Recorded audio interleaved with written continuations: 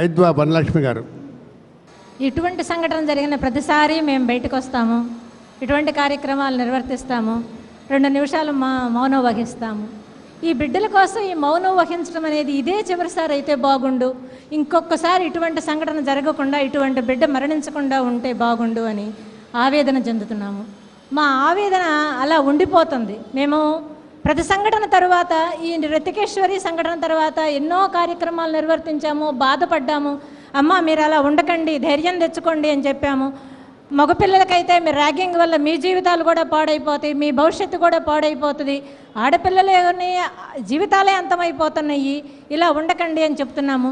మేము గేటు దాటి వచ్చిన రెండో రోజే ఇంకో సంఘటన జరుగుతుంది.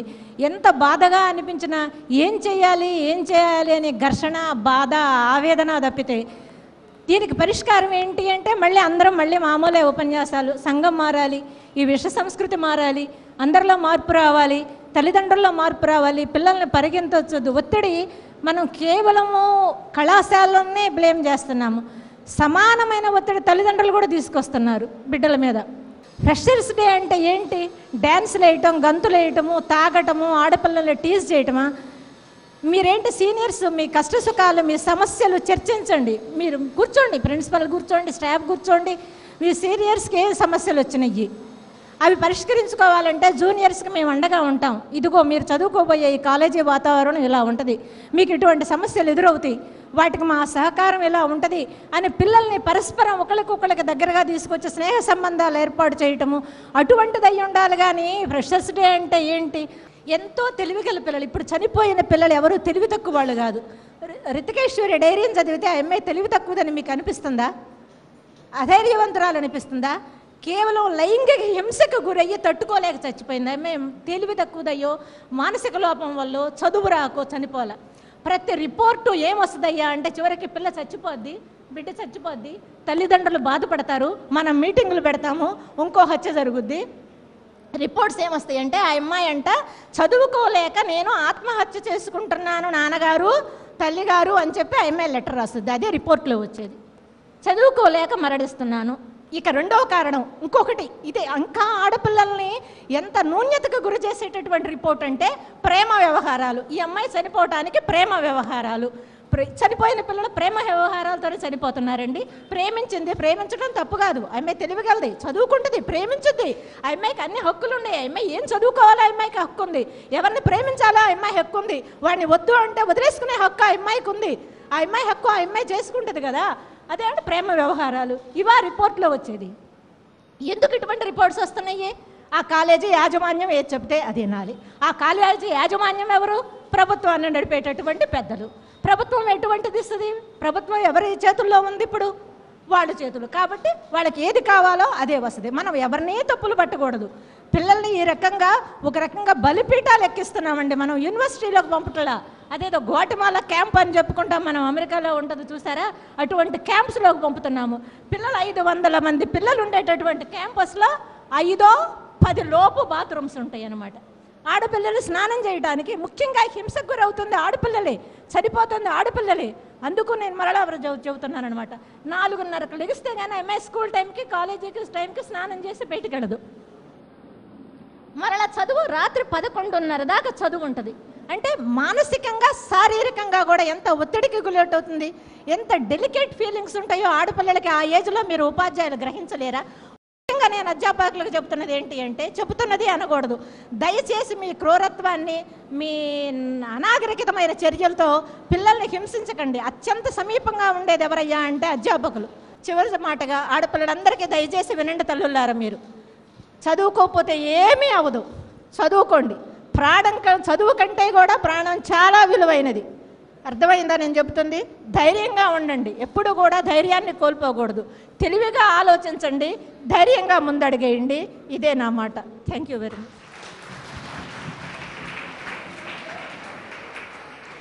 వనలక్ష్మి గారు ఒక తల్లిగా, ఒక అధ్యాపకురాలిగా, ఒక ఉద్యమ నాయకురాలిగా, వాస్తవానికి ఆమె ప్రస్తావించిన అంశాలు చాలా ముఖ్యమైనవి, మనందరం గమనించాల్సినవి, అధ్యయనం చేయాల్సినటువంటివి. ఒకటి, ఈ ర్యాగింగ్ తరిమేద్దామనే ఒక అంశాన్ని మేము అనుకునే వారం రోజులు అయింది. కానీ ర్యాగింగ్ ఒకటే కాదు బాలికల ఆత్మహత్యలకి లేకపోతే హఠాన్ మరణాలకి కారణం. ఒత్తిళ్ళు, ఏ రకమైన ఒత్తిడికి విద్యార్థులు లోనవుతున్నారు. అసలు రెసిడెన్షియల్ స్కూల్స్ 1972లో ఎందుకు ప్రారంభించారు, దాని వెనక ఉన్న లక్ష్యం ఏమిటి, అట్లాగే ఈ విద్యా రంగంలో ప్రవేశపెట్టిన సంస్కరణల వెనుక ఉద్దేశం ఏమిటి, అవి అర్థం చేసుకోకుండా అన్ని రకాల అన్ని ఆదాయాల అన్ని వర్గాల అన్ని కులాల చెందిన పిల్లలందరూ ఒకచోట కూర్చొని కామన్ స్కూల్స్లో కామన్ కాలేజెస్లో చదువుకుంటే వాళ్ళ మధ్య స్నేహం పెరుగుతుందని, ఒకరినొకరిని అర్థం చేసుకుంటారనే ఉద్దేశంతో రెసిడెన్షియల్ స్కూల్స్ పెట్టారు. అంటే ఆదాయం లేని వర్గాల వారికి కూడా ఇబ్బంది లేకుండా, వాళ్ళకి భోజనానికి ఇబ్బంది లేకుండా, బసకి ఇబ్బంది లేకుండా చేయడం కోసమని ఆ స్కూల్స్ పెట్టారు. దాని తర్వాత నవోదయ విద్యా సంస్థలు ఎందుకు పెట్టారంటే భారతదేశంలో ఏ భాగంలో వాళ్ళైనా ఏ ప్రాంతంలో వాళ్ళైనా ఇంకో ప్రాంతంలో పోయి చదువుకోవచ్చు. మన హైదరాబాద్కి షిల్లాంగ్ నుంచి, పట్నా నుంచి, లక్నో నుంచి కూడా వచ్చే విద్యార్థులు చదువుకునే అవకాశం ఉంది. అట్లాగే తెలుగు విద్యార్థులపై అక్కడ చదువుకునే ఈశాన్య రాష్ట్రాలు చదువుకునే అవకాశం ఉంది. అంటే ఒక సమైక్యతా భావాన్ని పెంపొందించడానికి ఆ విధానాన్ని ప్రవేశపెట్టారు. దాని తర్వాత ఇప్పుడు గుంటూరు ముఖ్యంగా ఇది విద్యా కేంద్రం. ఇక్కడ ట్యుటోరియల్ విద్య కూడా ఇక్కడే ప్రారంభమైంది. ఆ ట్యుటోరియల్ విద్య చాలా అనేక రకాల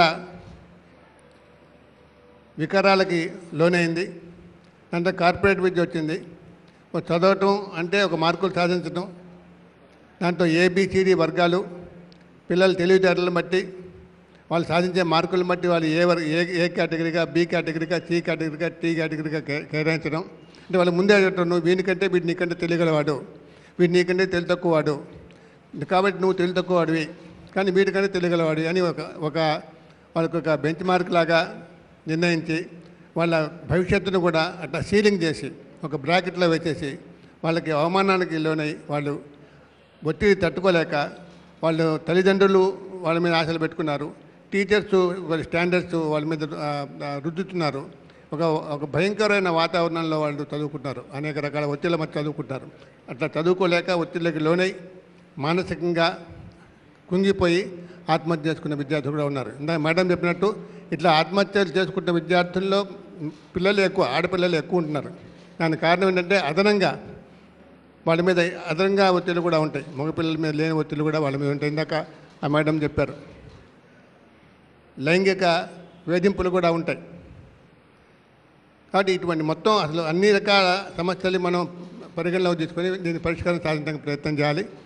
కదిలించేది, మారేది మార్పించేది, పెన్నెత్తులను వదిలించేది, సంపూర్ణ బతికిచ్చేది కావాలో ఈ నవకవనానికని శ్రీశ్రీ ముత్తకండంతో ఒక కవిత్వాన్ని లిఖించి ఈరోజు సమాజం మీదకి ఆ రోజే ఎలమెలనాడే శ్రీశ్రీ ముత్తకండంతో నిర్ణయించాడు.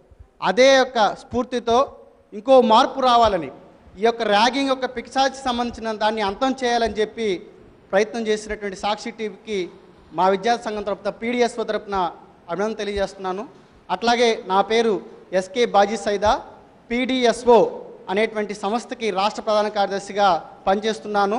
అట్లాగే ఈ రితికేశ్వరి విషయం మీద అన్ని విద్యార్థి సంఘాలని ఐక్య సంఘటనగా ఏర్పడిన తర్వాత జేఏసీ కన్వీనర్ కూడా ఆ యూనివర్సిటీలో ఇది హత్య కాదు, అనుమానాస్పద మృతి, అమ్మాయి ర్యాగింగ్ వల్ల చనిపోలేదు, ఆ అమ్మాయి హెరాస్మెంట్ జరిగింది, ఆ హెరాస్మెంట్ని బయటకు తీసుకురావాల్సిన అవసరం, కర్తవ్యం ఈ తరం మీద ఉందని బాధ్యత మోసుకుంటూ అన్ని విద్యార్థి సంఘాలు ముత్తకండంతో నిలదించి జ్యుడిషియల్ విచారణ జరిపించండి, అమ్మాయికి న్యాయం చేయాలంటే దాంతో డిమాండ్తో, అట్లాగే ర్యాగింగ్ పేరుతో జరుగుతున్న హెరాస్మెంట్ని ఆపాలని చెప్పి డిమాండ్ చేస్తూ, విశ్వవిద్యాలయంలోనూ అన్ని కళాశాలలో మహిళలకు రక్షణ కల్పించాలని చెప్పి డిమాండ్ చేస్తూ అనేక ఆందోళనలు విశ్వవిద్యాలయంలో చేసిన తర్వాత వాళ్ళు బెంబేలు పడిపోయి 10 రోజులు సెలవు ప్రకటించారు.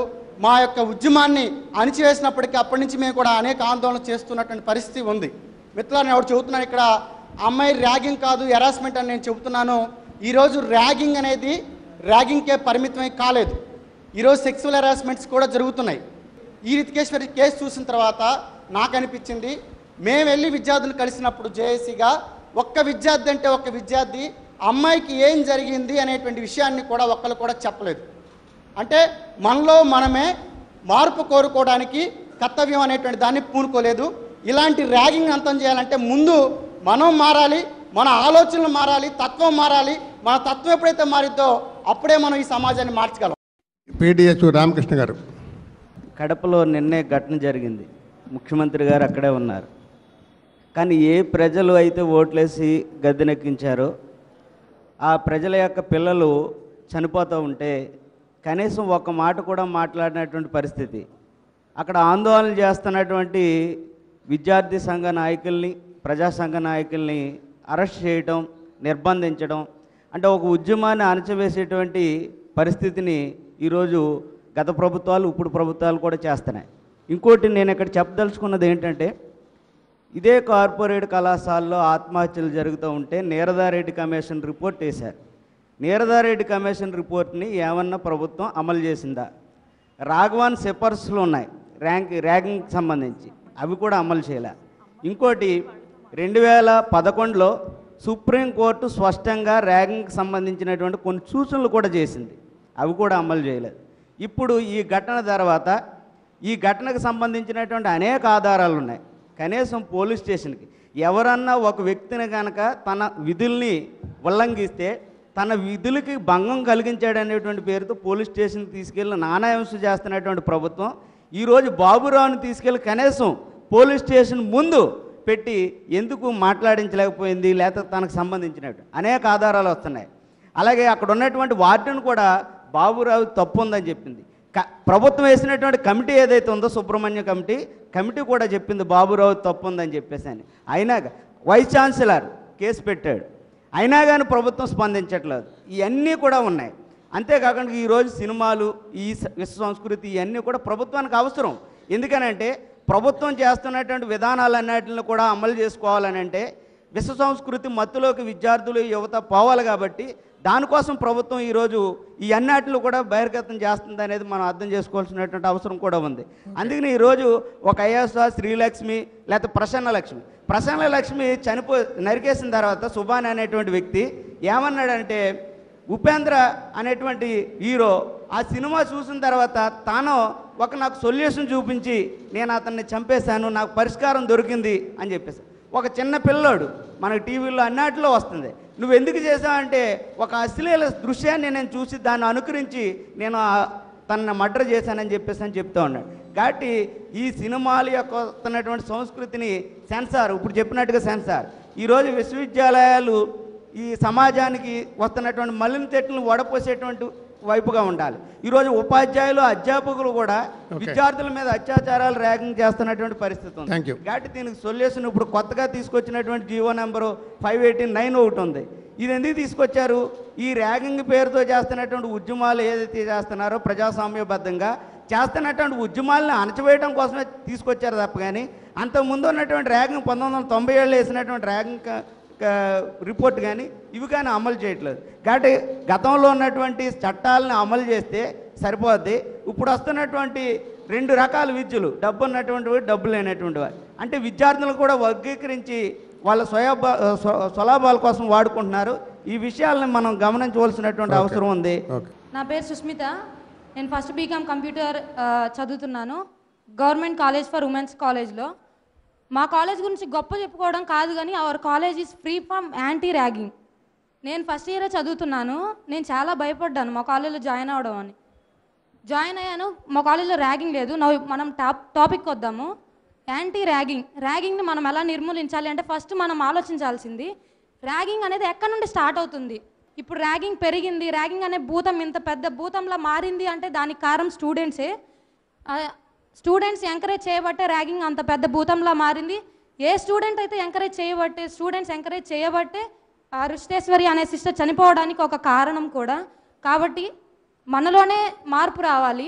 ఫస్ట్ సీనియర్స్ ర్యాగింగ్ చేసే ముందు మన మనసులో మార్పు రావాలి. అదేంటంటే ఒక చిన్న మార్పు. మన సీనియర్స్ జూనియర్స్ని ర్యాగింగ్ చేసే ముందు మనలో ఎందుకు మార్పు రాకూడదు? మనం ఆల్రెడీ బాధపడ్డాం, మనల్ని ఆల్రెడీ ర్యాగింగ్ చేశారు, ఆ ర్యాగింగ్ వల్ల మనం చాలా బాధలు పడ్డాం. మన జూనియర్స్ కూడా ఆ ర్యాగింగ్ వల్ల ఎందుకు బాధపడాలి అనే చిన్న మార్పు మనలో వస్తే ఆ ర్యాగింగ్కి మనం అడ్డుకట్ట వేయవచ్చని నా అభిప్రాయం. ఈ ఆపర్చునిటీ ఇచ్చినందుకు సాక్షి వాళ్ళకి ధన్యవాదాలు. Thank you. చాలా మంచి పాయింట్ చెప్పింది. నిజంగానే స్టూడెంట్స్ దగ్గర ప్రాబ్లం ఇది, బట్ అది నిజంగా స్టూడెంట్స్ నుంచే మొదలవుతుంది. ర్యాగింగ్ ఎవరో చేయట్లేదు, స్టూడెంట్సే స్టార్ట్ చేస్తున్నారు. దానికి విద్యాలయాల్లో ఉన్న అధికారులు మరొకరు హెల్ప్ చేస్తున్నారు. సో నిజంగానే ఇది మీ దగ్గరే పోవాలి, మీరు మాత్రమే దీన్ని నిర్మూలించగలుగుతారు. I'm Ramakrishna, psychologist, and steps for anti-ragging. Law should not reach to the lower category. It must be on the papers only. That's why people don't know about the law. For that reason, they are attempting this type of activities. The law should be reached to the all the categories and low-level categories. And also, study board is also introducing value education paper, must and should. It should be covered by religious values, ethical values, personality development, psychology, and everything. It must be compulsory to the intermediate to the degree level. Value education, one paper. The teachers teach the subject only related to the science and technology aspect. The other side of the moral and ethical values cannot, and they don't know about to the students. So teachers, it must be teach to the ethical science and moral science. It must be compulsory in all the areas. And as per the High Court recommendations, the every college should maintain one psychologist. That is very, very compulsory. And maintain friendly relations also. Thank you very much. వేదిక మీద ఉన్న పెద్దలు మరియు ఈ చర్చా వేదికకి వచ్చినటువంటి వివిధ విద్యార్థి సంఘాల నాయకులు, విద్యార్థులు అందరికీ అభినందనలు. ఎందుకంటే ఒక రిషితేశ్వరి అంశం ఒక్కటే కాదు, ప్రసన్న వరలక్ష్మి దగ్గర నుంచి నిన్న కడపలో చనిపోయినటువంటి ఇద్దరు విద్యార్థులు, వరుసన విద్యార్థులను ఎందుకు చనిపోతున్నారు అనేటువంటిది ఇంతకుముందు చాలామంది చెప్పారు. దీంట్లో ర్యాగింగ్తో పాటుగా నైతిక పరమైనటువంటి అంశాలు కూడా చోటు చేసుకుంటున్నాయి అనేటువంటిది. దీంట్లో ఒకప్పుడు ర్యాగింగ్ అంటే భయపడేవాళ్ళు, విద్యార్థి సంఘాలు బలంగా ఉన్నప్పుడు ర్యాగింగ్ చేయడానికి భయపడేవాళ్ళు. ర్యాగింగ్ చేసిన వాళ్ళని విద్యార్థి సంఘాలు బుద్ధి చెప్తాయి అనేటువంటి ఒక భయం ఒకనాడు ఉండింది. తర్వాత మొత్తం విద్యార్థి సంఘాలే లేనప్పుడు ఇవాళ ఎవరిష్టం వచ్చినట్టు వాళ్ళు వ్యవహరించే తీరు మొదలైంది. కార్పొరేట్ విద్యా సంస్థలు మన దేశంలో ప్రవేశించిన తర్వాత మొత్తం ప్రభుత్వ విద్యాలయాలే కనుమరుగు అయిపోతున్నటువంటి ఈ పరిస్థితుల్లో మొత్తం విద్యార్థులకి సమాజం పట్ల, సామాజిక అంశాల పట్ల అవగాహన లేకుండా ఒక పుస్తకాలకే పరిమితం చేసి రాత్రి పగలు వాళ్ళని రుద్దుతున్నటువంటి పరిస్థితి మనం చూస్తూ ఉన్నాం. ఈ మొత్తం ఈ కార్పొరేటు వ్యవస్థ ఏదైతే ఉందో దాన్ని మార్చాల్సిన అంశం ముందుంది. దీన్ని అందరూ గుర్తించాల్సిన అవసరం చాలా ఉంది అనేది నేను భావిస్తున్నాను. పిల్లలు చనిపోవడం అనేది కాకుండా సమస్యని పరిష్కరించడానికి మార్గాలు అన్వేషించవలసిన అవసరం ఉంది. ఒకవేళ ర్యాగింగ్ చేసేవాళ్ళు తర్వాత ఇబ్బందులు పడుతున్న స్థితి ఉంది. ఇవాళ రిషితేశ్వరి అంశంలో ఒకళ్ళు ఇద్దరు అరెస్ట్ అయ్యి ఉన్నారు. వాళ్ళ భవిష్యత్తు ఏంటి అనేది వాళ్ళ తల్లిదండ్రులు ఆందోళన చెందుతున్నటువంటి పరిస్థితి ఉంది. ఈ అమ్మాయి చనిపోయి వాళ్ళు విద్యాలయాలకి ఇక వెళ్ళలేని పరిస్థితి కూడా కొనసాగుతుంది. మొత్తంగా ఏదో ఒక రూపంలో విద్యార్థులు బలైపోతున్నటువంటి స్థితి ఉంది. దీనికి యాజమాన్యం బాధ్యత వహించాలి అని నేను అనుకుంటున్నాను. బీజేపీ మహిళా మోర్చా రాష్ట్ర కార్యదర్శి తుమ్మల పద్మ గారు. ఈరోజు మేము చదువుకున్న రోజుల్లో ర్యాగింగ్ అంటే మేము ఆనందించేవాళ్ళం. అంటే ర్యాగింగ్ అంటే ఫ్రెషర్స్, కొత్తగా వచ్చే వాళ్ళని సీనియర్స్ వెల్కమ్ చెప్పి వాళ్ళలో ఉన్నటువంటి భయాందోళనని పోగొట్టే విధంగా ర్యాగింగ్ ఉండేది. కానీ ఈ రోజుల్లో చూస్తే వికృత చేష్టలతో వింత పోకడలు పోతూ దీన్ని అరికట్టాలి అంటే ముగ్గురిది ప్రధాన బాధ్యత ఉంది. ఒకటి కాలేజ్ స్టాఫ్ది. వాళ్ళు ముఖ్యంగా ఈ ర్యాగింగ్ జరుగుతున్నప్పుడు మీ పిల్లల్ని ఎలా అయితే మీరు రక్షించుకుంటారో మీ కాలేజ్కు చదువుకోవడానికి వచ్చే స్టూడెంట్స్ని కూడా మీ పిల్లలుగా వాళ్ళని భావిస్తూ వాళ్ళని ప్రొటెక్ట్ చేయాల్సిన అవసరం ఎంతైనా ఉంది. అలాగే డ్రాప్ బాక్సులు, ఎక్కడికక్కడ డ్రాప్ బాక్సులను పెట్టినట్లయితే ఎవరైతే సఫర్ అవుతున్నారో వాళ్ళు ముందుకు వచ్చి చెప్పలేకపోతారు, కానీ వాళ్ళు ఇన్ రైటింగ్లో ఆ డ్రాప్ బాక్స్లో వేస్తారు. డ్రాప్ బాక్స్ పెట్టాం కదా అని వదిలేయకుండా దాన్ని ఎప్పటికప్పుడు మానిటరింగ్ చేస్తూ ఉండాలి. అలాగే ఇప్పుడు నేను ఈ మధ్య ఒకటి విన్నాను, యాంటీ ర్యాగింగ్ డిక్లరేషన్ అని చెప్పి ఒక ప్రతి కాలేజీలో ఎంటర్ అయ్యే స్టూడెంట్కి ఒక డిక్లరేషన్ ఫామ్ లాంటిది ఇస్తున్నారు. నేను ర్యాగింగ్కి చేయను, చేసిన వాళ్ళని ఉపేక్షించను అని ఒక డిక్లరేషన్ తీసుకుంటున్నారు. ఇలా ఇచ్చినట్లయితే వాళ్ళకి ఒక భయం ఉంటుంది, ఒక అవేర్నెస్ అనేది ఉంటుంది. వెన్నెల మాట్లాడే ముందు YSRCP women wing state general secretary Nimmaraju Saradalakshmi. నేను ఒక టీచర్ని, ప్రస్తుతం వైఎస్ఆర్ కాంగ్రెస్ పార్టీలో స్టేట్ జనరల్ సెక్రటరీని మహిళా విభాగానికి. ఒక టీచర్గా, ఒక తల్లిగా, ఒక రాజకీయ నాయకురాలిగా నేను చెప్పదగిన విషయం ఏంటంటే, కళాశాల యాజమాన్యం వాళ్ళు కళాశాలలో, యూనివర్సిటీలో స్నేహపూరితమైన వాతావరణాన్ని నెలకొల్పాలి. అంతేకాని విషపూరితమైన వాతావరణానికి ఏ మాత్రం అవకాశం ఇవ్వకూడదు. ఒక 75,000 80,000 ఖర్చు పెట్టి పిల్లవాడిని కానీ వాళ్ళ అమ్మాయిని కానీ కాలేజీలో చేర్పిస్తే వాళ్ళు ఆ క్యాంపస్లో రూమ్లోకి వెళ్ళి చూడటానికి కూడా అవకాశం ఇవ్వటల్లా. గేడ దగ్గరే మాట్లాడాలి, గేడ దగ్గరే వెళ్ళిపోవాలి. అది ఏమిటి అని తల్లిదండ్రులుగా మనం అందరం ప్రశ్నించాలి. ఓపెన్నెస్ అనేది ఉండాలి. Government also should ban the ragging squads and promotion of ragging squads. ఎవరైతే ర్యాగింగ్ని ప్రమోట్ చేస్తున్నారో, ర్యాగింగ్ చేస్తున్నారో వాళ్ళని బ్యాన్ చేయాలి. అలాంటి యాజమాన్యాన్ని కూడా కఠినంగా శిక్షించాలి. వాళ్ళ అధ్యాపకులైనా సరే, లేదు ఏదైనా రాజకీయాలతో సంబంధం ఉన్నటువంటి ఎంత ఉన్నతమైన వ్యక్తులైనా సరే. And we should promote the integrated independent judiciary. Thank you sir. మాజీ మంత్రివర్యులు మాణిక్యవర ప్రసాదరావు గారు మాట్లాడుతున్నారు. నేను విద్యాశాఖ మంత్రిగా ఉన్నాను కాబట్టి కొంచెం నాకు అనుభవాల్లో కూడా కొన్ని ఉన్నాయి. విద్యార్థి నాయకుడిగాను, ముఖ్యంగా అదే యూనివర్సిటీలో, నాగార్జున యూనివర్సిటీ విద్యార్థిని. మా టైంలో ఆ యూనివర్సిటీకి ఉన్న ఆ యూనివర్సిటీ అట్మాస్ఫియర్ ఇప్పుడు లేదని తెలుస్తూ ఉంటే కూడా బాధేస్తూ ఉంది. అయితే ఋతికేశ్వరు డైరీ కానీ ఆ అమ్మాయి యొక్క స్టేట్మెంట్స్ అన్నీ చదివినప్పుడు నాకు అనిపించింది, నేను చెప్పాను, ఇక్కడ క్లాష్ ఆఫ్ కల్చర్స్ అండి అని చెప్పాను వైకే గారితో. ఆ అమ్మాయి వాళ్ళ తల్లిదండ్రులు ఒక డిసిప్లిన్గా, ఒక పద్ధతిగా, ఒక సంస్కారయుతంగా పెంచారు ఆ అమ్మాయిని.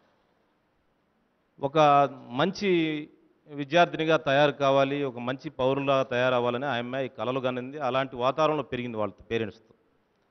ఇక్కడ కాలేజీ యూనివర్సిటీ అట్మాస్ఫియర్లోనేమో ఆ ప్రిన్సిపాల్ బాబురావు కానీ కొంతమంది విద్యార్థులు కానీ వాళ్ళు విశృంఖలత్వానికి ప్రతినిధులు. వాళ్ళు ఆ విశృంఖలత్వానికి ఈ ఈ ఫ్రేమ్వర్క్లో ఉండే అమ్మాయికి మధ్య పొంతన కుదరలేదు అసలు. ఈ క్లాష్లో ఆ అమ్మాయి తట్టుకోలేక ఆ అమ్మాయి ఆత్మహత్య చేసుకుందనేది నాకున్నటువంటి భావన.